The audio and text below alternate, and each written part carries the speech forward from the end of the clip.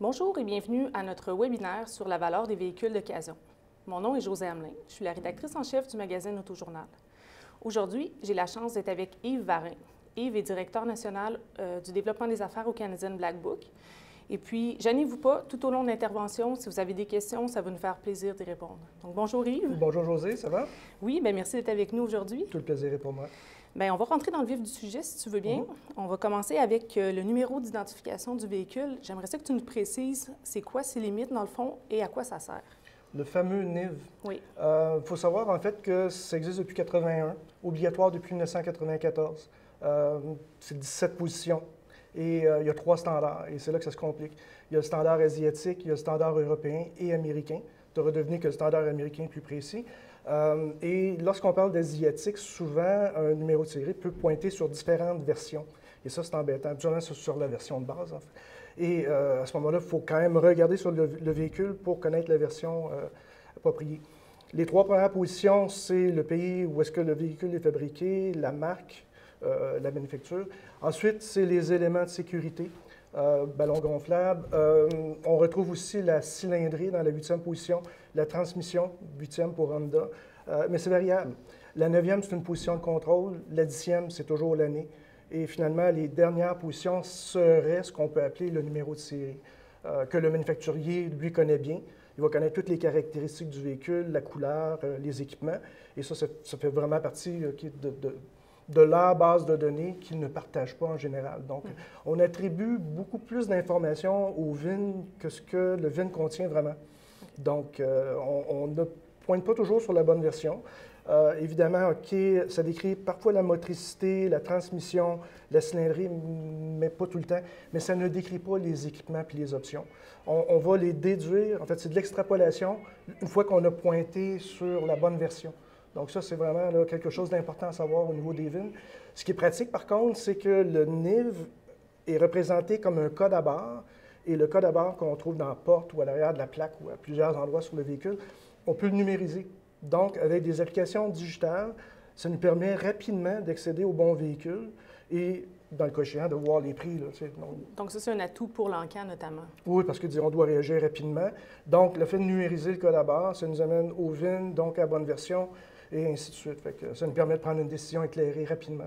C'est bon. Le VIN, bon, il y a des avantages, il y a aussi des limites.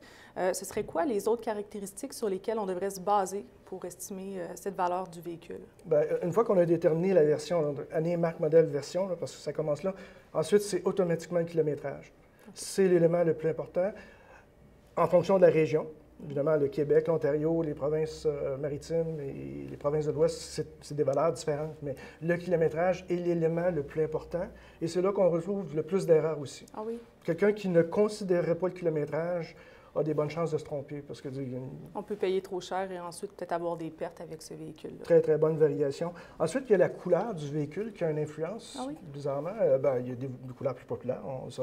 Mais ça peut occasionner une variation de l'ordre de 500 000 dans certains cas. Okay. Dans d'autres cas, ça peut bonifier aussi le véhicule, comme le blanc nacré des Cadillacs. Okay. C'est recherché. L'aubergine de la fameuse Vaux-Air en ce moment, là, qui vaut 3 000 c'est quelque chose quand même. Et ensuite, l'odeur. Oh. Il faut s'asseoir dans le véhicule. L'avantage d'aller aux enchères, c'est qu'on peut justement sentir. Toucher, le sentir. Bien, si le véhicule est inondé, on le sait immédiatement. Okay. Évidemment, lorsqu'il y a de la fumée de cigarette dans un véhicule, ça va sentir, c'est clair. Les animaux. Donc ça, c'est vraiment quelque chose qu'on doit tenir en considération. Et évidemment, bien, faire le tour du véhicule, les garnitures extérieures, voir si les panneaux de carrosserie sont bien ajustés, si le véhicule a été repeinturé. Par contre, aux enchères, on a des déclarations, fait on sait que quelque chose est arrivé avec le véhicule. Mais c'est les éléments à considérer, surtout le kilométrage, les équipements, les options, qu'on doit calculer et tenir compte. OK. Puis maintenant, si on prend un véhicule, souvent il y a des prix affichés sur Internet.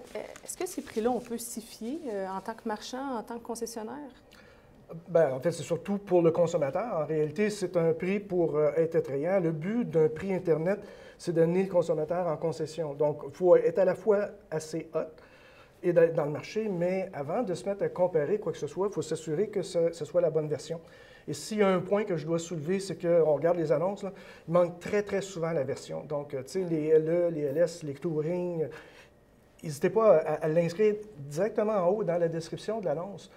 Parce que ça se trouve à modifier les moyennes, parce que on va regrouper les véhicules pour en faire une moyenne, mais s'il y en a quelques-uns qui n'affichent pas la bonne version, bien, ça va avoir un impact. Le consommateur veut en fait, il veut comparer deux produits similaires et non pas avoir une surprise rendue au moment de l'achat. Non, tout à fait, exactement. Puis si c'est une version supérieure, il ne faut pas avoir peur de l'inscrire, parce que le véhicule vaut peut-être 2 000 à 3 000 de plus, fait que ça, c'est important. Je continue peut-être avec les options supérieures pour aller aux équipements. Y a-t-il des équipements qui sont plus attrayants que d'autres et qui vont inciter le client peut-être à se déplacer ou je devrais peut-être payer davantage pour un véhicule qui les possède? Bien, évidemment, quand on parle d'une plus grosse cylindrée, ça c'est sûr, un moteur diesel pour une camionnette, je prends un ensemble de remorquage pour la camionnette, ça c'est sûr que c'est intéressant. Je dirais les phares bixénon, le cuir, toit ouvrant, toit panoramique. Ça, c'est tous des éléments qui sont très intéressants. Puis, en contrepartie, par contre, il y a des éléments qui le sont moins. Tout ce qui est technologie à bord d'un véhicule va vieillir rapidement. Donc, ça peut avoir un impact sur son prix, pas parce que le véhicule n'est pas bon, c'est juste que c'est l'obsolescence qui guette le véhicule. Fait que, et c'est des éléments dits non essentiels, fait que c'est quasiment triste. Là, ah oui. Donc, mais on se rappelle des téléphones qui étaient intégrés dans les Audi, les BMW. On ne veut plus ça aujourd'hui. Le système de navigation, tout le monde le veut, là, mais il n'y a personne qui va vraiment être prêt à payer pour ça. Au même titre que les systèmes de son premium, là, les B&O, des fois c'est 1 000 à 15 $ de plus, mais au niveau de la revente, malheureusement, ça ne se reflètera pas dans le prix. Okay. Exactement. Puis tout ce qui est à éviter aussi, je pense, on parlait tout à l'heure des technologies qui seraient plus fiables ou, on veut une caméra de recul versus un véhicule qui n'en a pas, on ne paye pas pour ça non plus parce que les générations évoluent tellement vite. Mais c'est fonction de la version, fait que, évidemment, il y a la technologie de l'époque, et ça, c'est déjà inclus dans le prix. Évidemment, si on achète un véhicule qui est plus âgé, bien, là, c'est là qu'on doit vérifier si effectivement tel et tel équipement fait partie de l'offre. Mais en fonction de l'année et de l'option, c'est déjà considéré tout ça. Là, ah oui? Ouais. OK, parfait. Maintenant, si on va au niveau du prix qu'on veut fixer pour un véhicule, tout à l'heure, tu as abordé la question du kilométrage. Comment on procède à cet ajustement-là par kilométrage? Bien, on se dit en moyenne, c'est 24 000 km par année. Donc ça, c'est une base de travail. Évidemment, un véhicule qui aurait plus que ça va perdre de la valeur et celui qui en a moins va aussi gagner en valeur. Donc, c'est quelque chose qu'on doit considérer. Si on travaille avec un outil électronique, un téléphone intelligent, l'ordinateur, on rentre les kilométrages, tout ça va être tenu en ligne de compte, les calculs se font automatiquement. Il faut savoir que ce n'est pas vraiment une dégression linéaire simple, c'est une matrice qui rentre en ligne de compte. Donc ça, c'est important. Tu sais, il y a des bumps là, à 120, 140, 200 000 km. Le véhicule ne dépréciera pas de la même façon. Ça, je pense que c'est très concevable. Et lorsqu'effectivement, on n'a pas accès à ça, bien, on doit quand même faire le calcul de kilométrage et la moyenne qui est utilisée, normalement, c'est 15 sous par kilomètre excédentaire. OK. Donc, c'est très important. Là, on ne peut pas le négliger, là, parce que sinon... Bien, si on n'en tient pas compte, évidemment, on va être peut-être moins agressif. On ne pourra pas le revendre aussi facilement au prix qu'on aurait souhaité. Fait que, donc, c'est les véhicules qui collent en inventaire, normalement, ceux qu'on n'a pas vraiment bien analysés de bout en bout. Là, Puis, je te ramène aussi au niveau de la couleur. Tout à l'heure, tu parlais des couleurs. On sait qu'on peut retrancher peut-être un certain montant par rapport aux couleurs, mais est-ce que certaines, on va demeurer dans la cour avec le véhicule si on achète ça? Là, un beau vert crocodile, par exemple. Bien, oui, c'est une question de mode aussi. Là. Donc, on voit des turquoises, des framboises. Évidemment, c'est des véhicules qui gagneraient à être affichés en noir et blanc, mais avec la technologie qu'on connaît, c'est plutôt en couleur. Fait que c'est clair, net, précis. Le véhicule, au niveau de l'échange chez le concessionnaire, on va donner moins pour le véhicule et souvent, il va finir aux enchères parce qu'il est plus dur à vendre au détail. C'est clairement 500 à 1 000 $ de moins, souvent juste pour la couleur comme telle.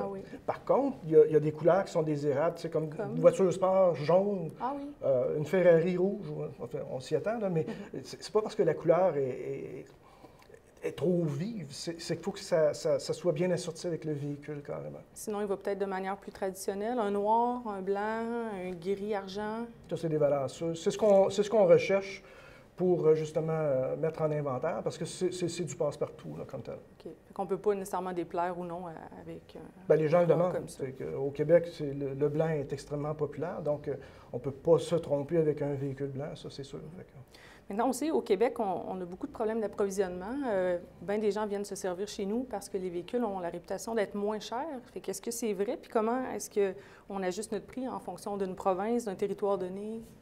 Bien, et de un, oui, au Québec, les véhicules sont moins chers qu'ailleurs. Donc, où est-ce que les véhicules sont les plus chers au Canada? C'est dans l'Ouest canadien, je ne te prends rien. Dans certaines provinces atlantiques aussi. Le Québec a toujours été un peu moins cher.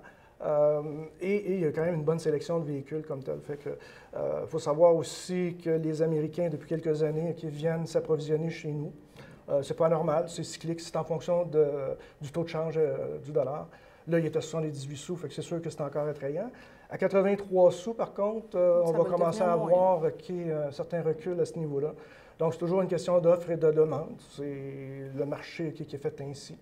Mais pour bien se procurer des véhicules, il faut aussi penser s'approvisionner à même sa clientèle. Donc, la première des choses qu'on doit considérer pour avoir des véhicules de qualité, c'est peut-être de l'acheter de ses propres consommateurs qui, à la limite, ont fait entretenir le véhicule chez nous. Chez eux, c'est ça, directement au département de service. Et on voit à ce moment-là tout l'historique d'entretien. Donc, il y a un avantage. Et si le véhicule, OK, n'est pas désirable, si on ne veut pas le garder, bien, on va l'offrir au marché.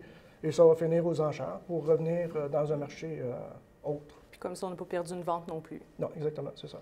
OK. Maintenant, si on parle peut-être des frais de reconditionnement, comment est-ce qu'on peut les minimiser? Moi, je ne les minimiserais pas. C'est une bonne question. Oui? Non, en fait, il n'y a pas de magie là-dedans. Des pneus usés, c'est des pneus usés. Oui. Un pare-brise brisé, il faut les changer. Bien, c'est parce que le véhicule va être moins désirable. Le client n'est pas dupe, il va carrément le savoir.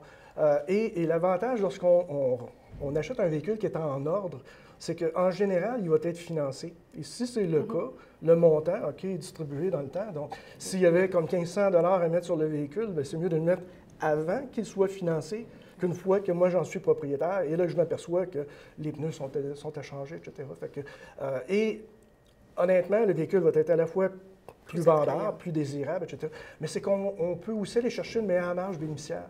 Il y a les véhicules d'occasion certifiés qui sont un peu méconnus au Québec, mais très populaires aux États-Unis et un peu ailleurs au Canada, où est-ce que c'est reconnu que les marges bénéficiaires sont meilleures sur ces véhicules-là, tant sur le véhicule, le front, que sur les produits d'après-marché, les produits FNR. Okay. Ça attire une clientèle qui est différente. Fait qu'il y a les clients neufs, il y a les clients d'occasion, mais on a tendance à oublier ceux qui, à quelque part, se situent entre les deux, qui veulent une tranquillité d'esprit, puis qui sont très conscients qu'il y a une prime à payer, mais puisqu'elle est financée, que ce n'est pas la fin du monde. Là, donc, pour quelqu'un qui ne veut pas nécessairement payer la dépréciation d'un véhicule neuf, mais qui veut une tranquillité d'esprit, c'est un bon choix. C'est un très bon choix dans la mesure où le véhicule est inspecté et remis en état selon les normes du manufacturier. Okay. Donc, c'est pas juste de faire le tour puis de dire, boum, on le certifie, là. C'est ça. Il y a plus que ça. Il faut vraiment faire le tour et le monter sur le livre puis s'assurer que tout est en état, vraiment. C'est ça, dans les meilleures conditions. Fait que... Parfait. Puis là, on passe du reconditionnement aux accidents. On va chercher un véhicule accidenté. Combien on doit retrancher, par exemple, par accident? Il n'y a rien d'écrit là-dessus. Il n'y a rien d'officiel. Fait que c'est plutôt, au fur et à mesure, ce que j'ai entendu, ce que les professionnels de l'industrie font, on y va en fonction de la valeur du véhicule comme tel. Okay. Donc, si c'est le quart, l'accident représente le quart du prix du véhicule, à ce moment-là, on va avoir tendance à retrancher 10 Quand c'est le tiers, on va y aller à 15 et dans certains cas, et on les voit, les déclarations aux enchères, des fois, c'est la moitié du prix, de la valeur du véhicule. Donc, dans ce cas-là, on regarde plus, mettons, à 25 Donc, la règle du pouce, c'est de 10 à 25 dépendamment. Évidemment, il y a des véhicules gravement accidentés, les VGA. On les connaît, et il y a 2 écoles de pensée là-dessus. Je crois que dépasser 50 c'est peut-être mieux de s'abstenir, mais à ce moment-là, il y a une prime à payer pour un véhicule de cette nature-là. S'il était bien réparé, et de toute façon, les accidents, c'est toujours en fonction, le 10, 15, 20, c'est en fonction du fait que le véhicule a été bien réparé. Mais si visiblement il n'a pas été bien réparé, c'est abstenez-vous, passez votre tour, puis il y en aura d'autres des véhicules. Fait que... Donc, peut-être pas s'attarder à ça si je ne veux pas de problème. Oui, mais ce soit le consommateur, lui, va le voir ultimement. Fait que... Il y a le rapport d'historique qui existe aussi pour en faire mention. Donc, s'il y a d'autres choix, pourquoi pas. OK. Parlant de justement de ne pas s'attarder, est-ce qu'il y a des véhicules auxquels il ne faut pas toucher, peut-être par rapport à un certain marché ou qu'on doit fuir comme la peste?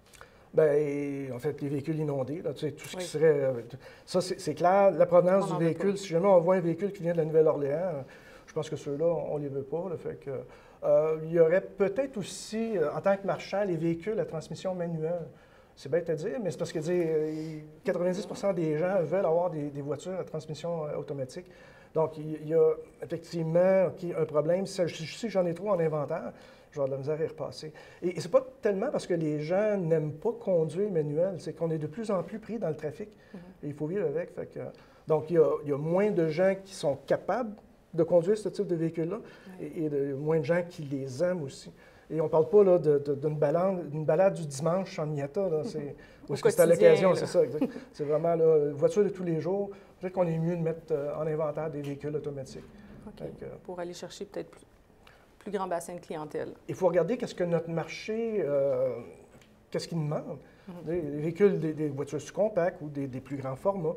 Donc, il faut quand même être à l'affût des inventaires de nos compétiteurs, de regarder qu'est-ce qui se vend à 25-30 km à la ronde, puis de stocker en conséquence aussi. On veut être dans le marché, c'est sûr. Donc, une exotique dans un marché de masse, ça ne se vendra peut-être pas nécessairement, on va rester pris avec. Donc, il risque d'embêter plus que d'autres choses. Là, il y a des créneaux. Si j'ai des voitures de luxe ou exotiques, bien évidemment, plus j'en ai, si j'en ai quelques-unes mises côte à côte, va être plus désirable, plutôt que, je ne sais pas, une BMW perdue parmi plusieurs autres qui ne sont pas de la même marque ou de la même classe. C'est bon. On a une question qui arrive d'Internet de Roxane. Est-ce que, dans le fond, de retrancher 2000 du prix d'Internet, ce serait une bonne façon d'évaluer le prix d'un véhicule qu'on devrait payer? Oui et non, c'est un peu trop simpliste. Il faut quand même toujours regarder les frais de reconditionnement. Et par Internet, là, ça devient compliqué. Fait que, dire on prend le prix Internet moins 2000, il y a un risque quand même. Mais il y a 3 méthodes qui nous permettent de s'assurer de ne pas payer trop cher. En fait, le prix maximum à payer et le prix Internet, moins les frais de reconditionnement, moins le 2000, c'en est une des 3. Donc, ceci étant dit. L'autre, en réalité, c'est plus d'avoir le prix de gros, donc vraiment le prix plancher, puis prendre le prix Internet, en fonction du kilométrage, évidemment, et de faire une moyenne entre les deux. Ça, c'est une méthode, effectivement, là, qui est très utilisée. Et, ça, c'est et il y a le spread aussi, donc je fais la moyenne carrément entre les deux. Puis, est-ce qu'il y a une de ces méthodes-là qui est le plus utilisée sur le marché? Bien, de plus en plus, c'est la vraie méthode. C'est ça, d'avoir un outil qui permet d'évaluer, d'être sûr que c'est la bonne version, de rentrer le kilométrage, de cocher les équipements en plus et en moins, là, les ajouts et les déductions, en fonction de la région. Donc là, on est sûr au moins. Et c'est une... alors ça, c'est des valeurs, balises, qui vont toujours être évaluées de la même façon. Donc, à quelque part, c'est une source indépendante, mais qui évalue toutes les marques de la même façon et à tous les moments, là, en hiver, en été. Au lieu d'une émotion de « Ah, ça, je pense que ça va bien se vendre dans ma cour, je vais en acheter une coupe de modèles comme celui-là. » C'est ça. Bien, il y a un peu de ça quand même dans l'achat, parce que l'achat, c'est la vente. Là, mais il faut quand même se méfier de ses émotions, puis dire celle-là, là, c'est ceux-là qui causent des problèmes souvent. Quand on regarde les 60 jours et plus, il y a toujours un petit côté émotif là, qui est rentré dans la décision d'achat. Évidemment, on est tous des êtres humains, mais aux enchères, si on achète des véhicules, ça commence à 9 h le matin, à 11 h 30, là, quand on a faim, évidemment, le cerveau peut être un petit peu moins pointu. Donc, si on se réfère toujours à un outil qui est stable, qui donne toujours l'heure juste ou la même heure, en fait, à ce moment-là, bien, écoute, on est peut-être juste... c'est une balise, c'est plus prudent, en fait. On parlait tout à l'heure, dans le fond, de la fiabilité au niveau de l'odomètre. Est-ce qu'on a encore ces problèmes-là de gens qui sont peut-être tentés de reculer l'odomètre pour avoir un meilleur prix? Est-ce qu'on en voit encore? C'est possible de le détecter? De moins en moins, bien, oui, évidemment. Il faut savoir qu'à la SAC, à la Société de l'assurance automobile du Québec, le millage est capturé lors d'une transaction. Fait que ça, il faut déjà le savoir. Il y a les rapports d'historique qui nous montraient si effectivement il y a eu un recul. Mais la bonne nouvelle, c'est qu'il y en a de moins en moins. Si on se réfère, mettons, il y a 20 ans. Parce que l'aspect mécanique, c'est que les chips n'étaient pas bien alignés.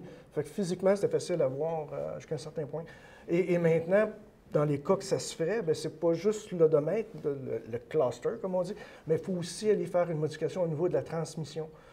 Et là, ça prend des professionnels. On regarde un ordinateur là, qui est requis pour faire le travail en question. Fait que, de moins en moins. De moins en moins. Puis j'imagine pour tous ceux qui sont des concessionnaires qui vendent aussi des véhicules d'occasion, mais aussi pour les marchands, il y a toute la question des KPI, dans le fond, de savoir ça va influencer ma performance comme marchand, d'avoir peut-être vendu un véhicule qui avait eu ce problème-là. Ah, c'est évident. Lorsque c'est sur le rapport d'historique, on ne peut pas le cacher. Et c'est mieux de le produire carrément au moment de la vente. Fait que là, il n'y a pas de quiproquo à ce moment-là. OK. Tout à l'heure, on parlait du 24 000 km par année qu'une voiture doit rouler maximalement. Est-ce qu'il y a des exceptions? Est-ce que je dois absolument éviter une voiture qui a roulé plus de ça? Pas nécessairement. Comme je disais, c'est un peu l'entretien. Si les changements d'huile ont été faits, si le véhicule a été vraiment entretenu comme se doit, il n'y a pas de problème. Et c'est reconnu. Il y a des véhicules qui font beaucoup plus d'autoroutes, le Montréal-Toronto. D'ailleurs, les véhicules sont faits pour rouler 300, 400, 500 000 km maintenant. Tu sais, des Camry, là, des chauffeurs de taxi avec des Camry de 400 000 km, c'est clair. Ça dépasse. C'est ça. Puis possiblement que l'entretien n'était pas optimal non plus. Donc, le 24 kg, c'est la moyenne. Évidemment, si on loue un véhicule, on a toujours à choisir entre 16 000, 20 000, 24 000 kg par année. C'est fonction du prix. Mais quand on l'a acheté, le véhicule, puis qu'on souhaite le conserver, allons-y. Puis même chose pour une décapotable, ou à ce moment-là, on se méfie un peu plus? C'est une bonne question. Une décapotable, c'est plutôt 10-15 000 km par année, OK. Parce que, évidemment, c'est une question de saisonnalité. Lorsqu'on achète un véhicule lorsqu'on va dans l'annonce, qui n'a jamais roulé l'hiver, il faudrait s'assurer que ce soit comme 10-15 000 km par année, parce que si c'est au-delà de ça, peut-être que le véhicule a justement roulé en hiver et il n'aurait pas dû. Mais c'est la moyenne à peu près pour les décapotables. OK. Puis aussi, au niveau des pratiques, tu me disais tout à l'heure qu'il y aurait des choses à améliorer au niveau des pratiques de vente des marchands, des pratiques commerciales. Ce que je vois en général, c'est qu'en concession, on a tendance à ne pas donner assez pour l'échange. Le client se présente en concession, puis lui, c'est son porte-monnaie. Dans le fond, c'est rare les gens qui arrivent avec une valise d'argent. Donc, si c'est son véhicule, il veut vous le présenter, prenez au moins, je ne sais pas, 5 minutes que ça prend pour faire le tour du véhicule avec le client, puis lui montrer qu'il y a de la rouille là, puis que, le pare-brise, il est à remplacer, les pneus sont usés, etc. Donc, de faire un bon tour, OK, comme ça, c'est intéressant. Donc, ultimement, après, lorsqu'on va lui donner la valeur d'échange, il va avoir une meilleure réceptivité de sa part. Et c'est là que ça se garde. Parce que normalement, ce qu'on voit en concession, c'est que le prix, la valeur d'échange, OK, ce qui est offert, c'est beaucoup, beaucoup trop bas. On remarque, OK, environ, OK, en moyenne, que c'est 47 du prix de détail qui est offert en concession, alors que le même marchand, aux enchères, est prêt à payer jusqu'à 82 du détail. Fait que, tu sais, d'une part, le 47, OK, est peut-être trop bas, mais le 82 est beaucoup trop haut aussi. Là. Donc, il faudrait peut-être juste normaliser ça. Parce que si, effectivement, l'échange n'a pas lieu, bien, il y a la vente subséquente aussi qui n'a pas lieu. Donc, ce serait peut-être une des pratiques qui pourrait être facilement améliorable. OK. Puis, au niveau des véhicules certifiés, j'imagine que, est-ce que davantage de concessionnaires ou de marchands devraient offrir ça, dans le fond, de vendre peut-être un petit peu plus cher et puis d'aller... Bien, à mon avis, oui. En fait, tous les franchisés devraient avoir quelques véhicules qui ont été inspectés et remis en ordre, mais sérieusement. Là, et c'est très fréquent qu'on le voit, mais c'est une autre classe de véhicules qui est peut-être sous-estimée au Québec. Et dans les marchands de véhicules d'occasion devraient envisager d'avoir des véhicules ordinaires, carrément, mais d'avoir des véhicules de qualité supérieure sur lesquels il va y avoir une garantie supplémentaire, ou est-ce que effectivement il va y avoir un entretien qui a été fait en profondeur, l'esthétique du véhicule, etc. Donc, si on investit, il faut être en mesure de pouvoir le démontrer. Et si c'est démontrable, le client, lui, va l'accepter. Et il y a des clients pour ça, comme tel. Donc, ne pas avoir peur. Si on a mis de la valeur ajoutée sur le véhicule, ne pas avoir peur de le dire et puis d'en être fier. Et d'en avoir quelques-uns, ça ne peut peut-être pas dire d'avoir tout son inventaire, mais dans la mesure où on reçoit ce client-là, de respecter le fait qu'il y a des clients qui veulent avoir la tranquillité d'esprit et qui, à quelque part, vont financer le véhicule. Ça fait partie des frais. Au niveau des achats maintenant, est-ce que je devrais, par exemple, dans ma concession, dans mon commerce, avoir une seule personne qui est responsable des achats ou on devrait partager la responsabilité sur plusieurs joueurs? C'est une bonne question. C'est sûr que c'est une question pratique. Ce qu'on voit en général, c'est que c'est plus une personne et un assistant. Le fait de collaborer avec les représentants, ça l'aide beaucoup pour justement établir la relation avec le consommateur, d'avoir une autre opinion. Effectivement, peut-être plus qu'une tête, c'est toujours bien. Et à quelque part, c'est aussi les sources d'approvisionnement. Si j'ai plus qu'une personne, quand je suis concentré devant mon écran et que j'achète en ligne, bien, je ne suis peut-être pas disposé à faire une évaluation d'échange au même moment. Là, tu sais. Ensuite, il y a d'autres réseaux d'approvisionnement aussi. Là. Il y a des marchands qui appellent, qui sont intéressés. Toutes les plateformes électroniques, mobiles, ça, il faut être attentif. Fait qu'à un moment donné, on a juste deux yeux, fait que les journées passent vite. Donc oui, je dirais que travailler en équipe, c'est une bonne idée. C'est quoi les questions? Les gens vous appellent souvent parce que vous avez une longue feuille de route, ça fait longtemps que vous êtes dans le marché. C'est quoi qu'on te demande le plus souvent? Bien, les accidents, ça, c'est sûr que c'est une question qui revient souvent. C'est souvent, OK, pour revenir en arrière sur le prix qui avait été payé, et comment se fait-il que je n'arrive pas à le vendre? Il est beau, je l'aime. Oui, j'ai beaucoup de recherches sur Internet, les pages vues, là, le VDP, mais je n'arrive pas à le vendre. Ça fait 45 jours, 60 jours, 80 jours. Et quand on remonte en arrière dans le temps, il y a toujours un des éléments, c'est le kilométrage dans presque la totalité des cas. Ben, ou carrément, on s'est trompé de version. Ça, OK. ça c'est un mauvais affichage. Ben, ou un mauvais achat parce que je n'ai pas pris le temps de regarder la version. Version, kilométrage et un groupe d'équipement important. Donc, je croyais qu'il y avait le groupe technique, mais il l'a pas. C'est ça. Cuir, tu sais, ces gros éléments-là, là, fait que on doit faire attention à tout lorsqu'il s'agit d'acheter le véhicule. Et si on s'est trompé, bien, vivre avec, pas essayer de le repasser au détail. Les gens, maintenant, ont accès à beaucoup d'échantillonnage. Puis à ce moment-là, ils vont s'en apercevoir. C'est un véhicule qui va être désirable, peut-être mal pricé, donc c'est là qu'il accroche. C'est dangereux, un mauvais pricing, parce que dans le fond, on vient totalement de perdre tout ce qui nous rendait concurrentiel. Oui, mais c'est pas la fin du monde non plus. Donc à ce moment-là, il reste peut-être à le laisser aller. Tu sais, ça fait partie des profits et pertes. Bon, on fait des bons coups, des fois on en fait des moins bons, mais d'accepter qu'un véhicule soit en inventaire plus que 60 jours, c'est un actif qui déprécie. Donc c'est un non-sens en soi, là, tu sais. Donc, c'est de reconditionner le véhicule le plus rapidement, de le mettre en vente, donc avec des photos, de l'afficher sur Internet le plus rapidement. Et si on voit effectivement qu'il n'y a pas d'action, c'est de réviser son prix à la baisse, sans nécessairement laisser tomber, OK, tout, là, mais on peut y aller graduellement. Et ultimement, si après 60 jours, ça ne marche pas, bien, il y a quelque chose qu'on a mal fait. Les devoirs sont à refaire à ce moment-là. Puis est-ce qu'on devrait peut-être se limiter quelques marques et modèles qu'on connaît un petit peu mieux et aller dans ces eaux-là, ou c'est possible pour une personne de tous les connaître et d'aller dans toutes les directions? Bien, dépendamment, si on est un franchisé, on est mieux de représenter des véhicules d'occasion de sa propre marque.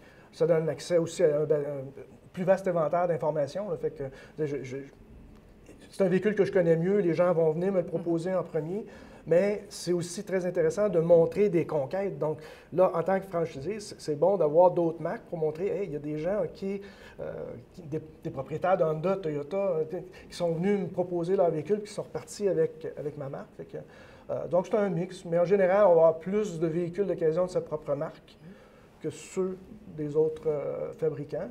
Puis évidemment, au niveau des indépendants, c'est une question de bon goût de jugement par rapport à ce que la clientèle veut avoir. Fait que, mais varier quand même, tu sais, un nombre de sous-compacts, des voitures de pleine grandeur. Évidemment, maintenant, les VUS se vendent beaucoup plus.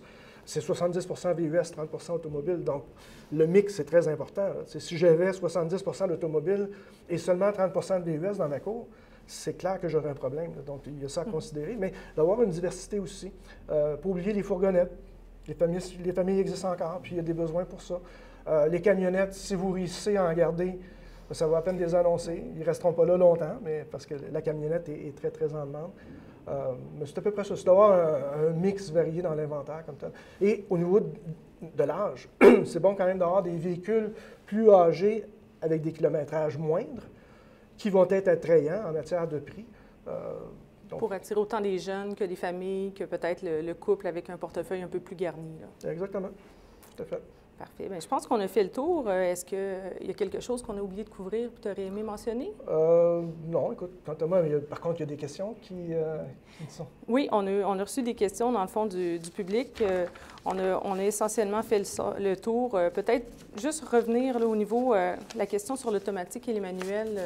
On en voit de moins en moins de personnes conduisent manuel. Puis ça m'amène au niveau des berlines. Certains constructeurs commencent à se dissocier des berlines. Est-ce que tu crois que ça va faire baisser le prix, dans le fond, à long terme sur le marché de l'occasion? Oui, c'est une question d'offre et de demande. Ça, c'est sûr que lorsque le véhicule stagne et que le manufacturier va concéder, va faire une offre à l'échange, ça a un impact sur toutes les années antérieures. Là, tous les rabais qu'on voit sur un véhicule neuf, là, où est-ce que c'est 7 500 de rabais du manufacturier, évidemment, ça a un impact. Quant aux berlines comme telles, c'est vraiment une question de mode. La réalité, c'est que les berlines coupées, les automobiles, depuis 2 ans... De moins en moins populaires. Exactement. Par contre, elles sont très agréables à conduire. Et en contrepartie, quelqu'un qui n'aurait pas besoin d'un VUS, ça peut s'avérer un très bon achat. Il faut le regarder des deux côtés aussi. Mais c'est quelque chose qu'on doit tenir compte en tant que marchand, histoire de garnir son inventaire. Fait que ça, c'est ça. C'est bon. Bien, merci beaucoup, Yves. C'est un plaisir. Puis pour tout le monde qui a été avec nous, merci d'avoir assisté à ce premier webinaire du segment Autojournal. Essentiellement, ce que je retiens, c'est qu'au-delà de la valeur du véhicule, il faut payer le juste prix. Il y a des outils qui existent pour fixer ce prix-là. C'est peut-être mieux parfois d'avoir une structure que de se fier uniquement à son propre jugement et à sa propre expérience. Si vous n'avez pas pu écouter toute l'entièreté de notre webinaire, on vous invite à le réécouter sur autosphère.ca dans la section événements. Sinon, on se dit à la prochaine et merci beaucoup d'avoir été à l'écoute.